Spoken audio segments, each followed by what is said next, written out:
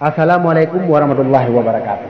Tunggu Haji yang mutuah, Tunggu Haji Umar, anggota DPD, kagak tindak lanjuti masalah kasusnya, yaitu kasus tentang syariah Islam.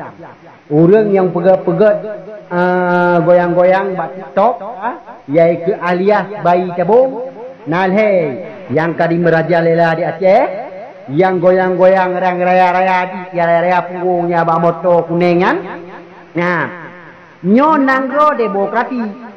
Jadi urang siap minta solusi bak media sosial menyata pegah langsung mungkin hai dengar tidro urang menya daripadanya ku urang dro ne dengar dari pembicaraan masyarakat, maka videonya bakalan share sebar ne bagikan ke mana-mana, jadi kadi jepu ya benar.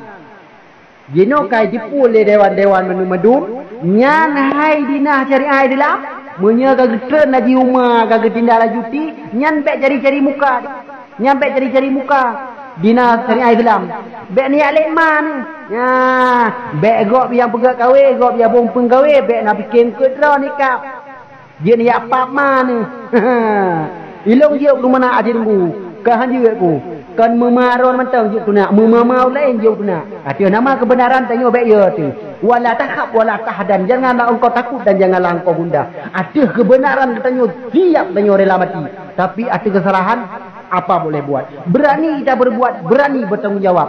Yang nadi nanggro Aceh urang mat syariah Islam bijeh PKI Yahudi laknatillah nyan ko pegahnya pakan hanai tindak lanjuti dengan segera.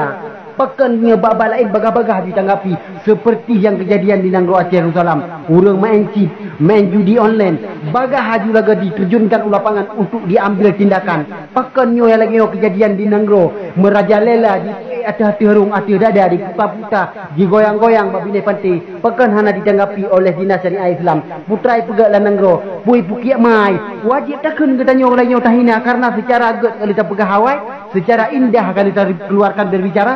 Tapi hana didengar oleh dinas syariah Islam dan dewan-dewan lain. Tapi cuma Haji Umar yang dengar haba keluhan masyarakat, keluhan rakyat.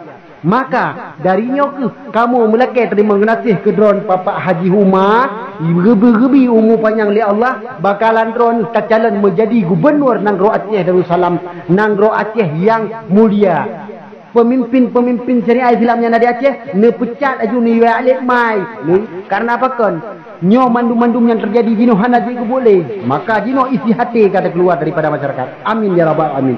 Assalamualaikum warahmatullahi wabarakatuh.